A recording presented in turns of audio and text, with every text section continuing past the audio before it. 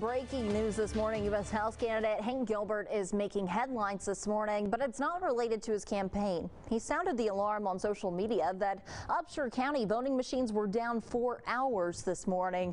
Mr. Gilbert joins us live from the elections office in Gilmer this morning to tell us more about his concerns regarding these voting issues and why he believes this should have been avoided. Good morning, Hank. Good morning, Cynthia. How are you? We're doing good. So first of all, how did you learn that the voting machines were down?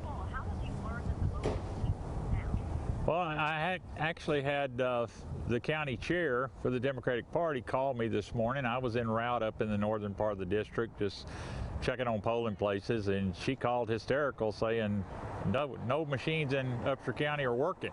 What do we do about it?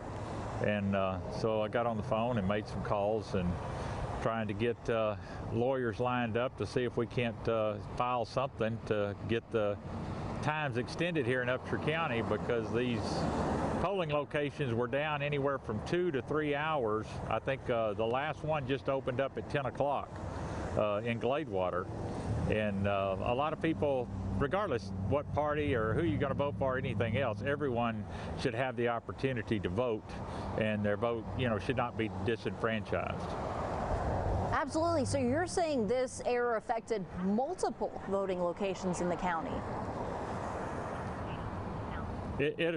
From what I understand, it affected every location in the county.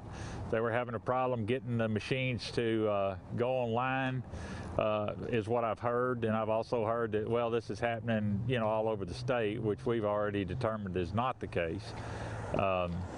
But yeah, it's happened just county-wide throughout Upshur County, and and at a time when everyone wants to vote, regardless of their political affiliation, they should have that opportunity to vote. But I'm telling you, Cynthia, the thing that upsets me the most, or that concerns me the most, is the fact that Upshur County didn't have any paper ballots as a backup.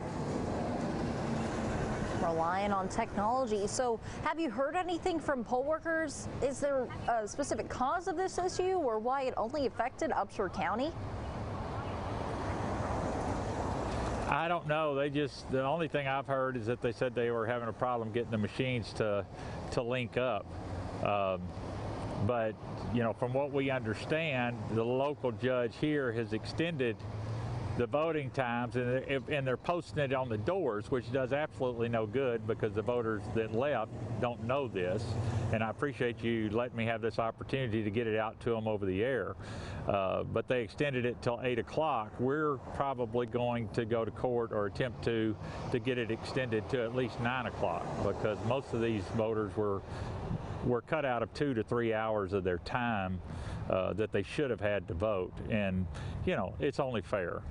Everyone should have the opportunity to vote. I know this is a fresh story, but when you say go to court, what do you mean by that?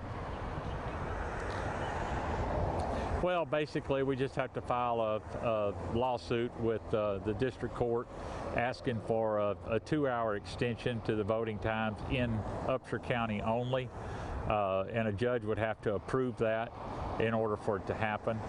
But I think the overriding question, Cynthia, out of all of this is why weren't there paper ballots? Because you can't rely on technology 100%, particularly in rural areas like this, where we have little to no access to the internet, thanks to my opponent's lack of getting that done. But we need to have a backup plan, and paper ballots is what most counties use, and I don't understand why the county officials in Upshur County didn't do that, because that just shows a total lack of respect and incompetence, in my opinion, on their part to their citizenry of this county. So does this concern you that voters who showed up before work this morning might not come back later today? Not only those voters, Cynthia, but elderly voters. Elderly voters that got out that, due to COVID, due to health conditions, due to a variety of things going on in their lives, might not have really wanted to get out to begin with.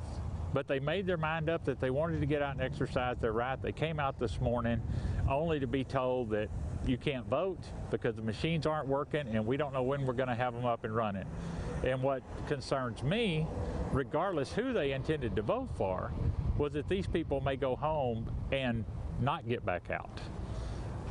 And in essence, their vote was disenfranchised due to nothing to do with themselves.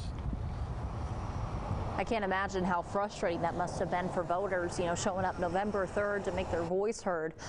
It sounds like you alluded to this when you're talking about the importance of paper ballots, but do you think this could have been avoided? Sure, it could have been avoided. I mean, most responsible counties, I mean, every other one that I'm aware of within this congressional district, have backup paper ballots. Just in case, because you know technology is fickle even in the best of conditions, but particularly when you're talking about rural counties like Upshur and many of these counties north of Tyler and south of Tyler, where you just have little to no dependable internet connection. And apparently these machines have to have some type of connection to the internet in order to work properly, and you know, you need to have a backup plan. I mean, I don't know what it is. You know, it kind of stinks like the skunk in the outhouse, but I don't know that it was intentional or if it was just a lack of neglect. But either way, it's something that should be corrected in the future, and unfortunately didn't get done for this election. Well, Hank, thank you for sounding the alarm about this issue, and please keep us posted on what happens about extending the time those poll locations close this evening. I thank y'all for covering it, and I hope a lot of people that are watching will get back out and exercise their right. But thank you for what you're doing, Cynthia. Thank you.